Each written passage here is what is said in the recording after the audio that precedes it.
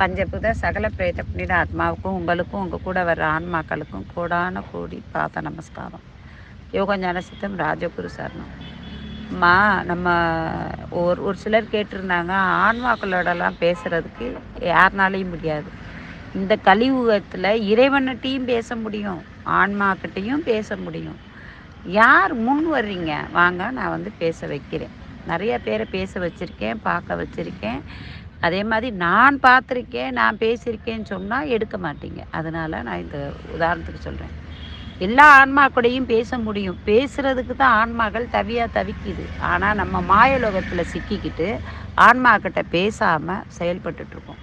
நம்ம கேப்டன் விஜயகாந்த் அவர்கள் இறந்தார் இல்லையா? பிரம்மஞ்ச சக்தின்னு ஒன்று இருக்கு இல்லையா?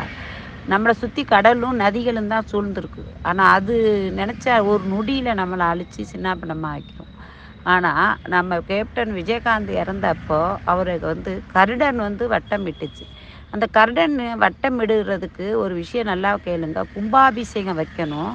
கும்பாபிஷேகம் வைக்கும்போது அதில் தர்ப்பை கட்டி கீழே நூல் கட்டுவாங்க. அந்த பிரதானம் பண்ணக்கூடிய பிரதிஷ்டம் பண்ணக்கூடிய அந்த அம்மனோ சிவனோ எந்த மூர்த்தியோ அந்த மூர்த்திக்கு நூல் கட்டி தர்ப்பை வச்சு, அது மாத்திரம் இல்லை, ஒரு காயின் வைப்பாங்க. அந்த காயின் இருந்தால் தான் மேகங்கள் கூடும். அதுக்கப்புறம் கருடன் பறக்கும். இவ்வளோ உங்கள் ஐதீகம் பண்ணி விரதங்கள் மேற்கொண்டு அந்த அந்த இதை கருடன் வட்டமிடும். ஆனால் கருடன் வட்டமிடக்கூடிய அற்புத சக்தி இயற்கையாகவே தானாகவே ஒரு மனிதனுக்கு நிகழ்கிறதுனா அது அவர் ஆட்சி புரியக்கூடியவர்.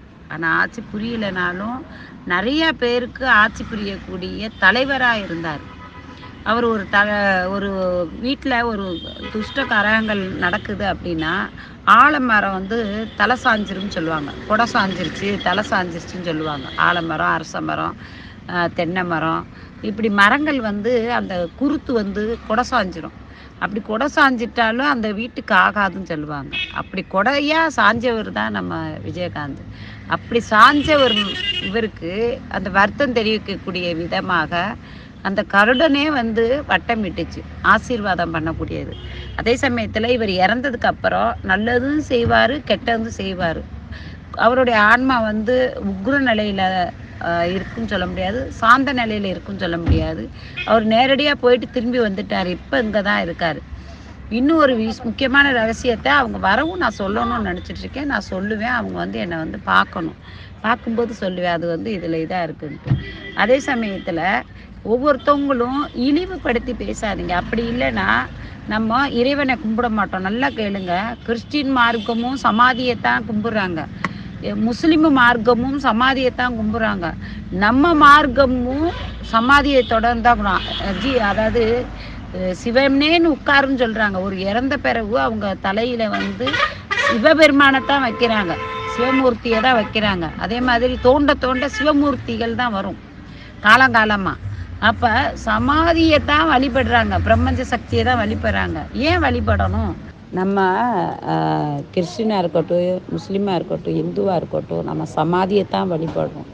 சமாதியில் உள்ள ஆன்மா அவ்வளோ ஒரு சக்தி வாய்ந்ததுங்கிறது எல்லாருக்குமே தெரிந்தது. ஆனாலும் சாமி பார்க்க முடியாது, ஆன்மாவை பார்க்க முடியாது, ஆன்மா கூட பேச முடியாது, ஆத்மாக்களோட தொடர்பு இருக்க முடியாதுன்னு சொல்கிறது சும்மா நமக்கு நாமே போடப்பட்ட திரை. அதுவும் இந்த கலியுக உலகத்தில் கண்டிப்பாக நம்ம எல்லா ஆன்மாக்களையும் பார்க்க முடியும், பேச முடியும். இறைவனையே நமக்காக இறைவன் இறங்கி வரக்கூடிய ஆற்றல் முடியாது. பிரம்மஞ்சமே, பஞ்சலோகமே, பஞ்சபூதங்களே நமக்கு கட்டுப்பட்டு இருக்குது. அது அதனால தான் ஒரு சில மனிதர்கள் தன்னை தானே தெய்வம்னு சொல்லக்கூடிய ஆற்றல் பெறுறாங்க. ஏன்னா அந்த ஆற்றல் பெறக்கூடிய வல்லமையும் அவங்க பயிற்சி மூலியமாக இறைவன் கொடுக்கக்கூடிய சவுக்கடியெல்லாம் வாங்கி வரணும். சரியா? அதனால் அவ்வளோ அற்புதமான இந்த கருடன் நம்ம கேப்டன் விஜயகாந்த் இறந்ததுக்கு வட்டமிட்டது தெய்வத்துடைய அனுகிரகம் கிடைச்சதுன்னு தான் அர்த்தம். அது மாத்திரம்லாம் ஆக்கவும் செய்வார், அழிக்கவும் செய்வாருங்கிற உதாரணத்தை எடுத்துக்காட்டுக்கு தான் இந்த கருடன் வட்டமிடுறது. ஜெய் ஸ்ரீராம், அரர மகாதேவ், வாழ்க வளமுடன்.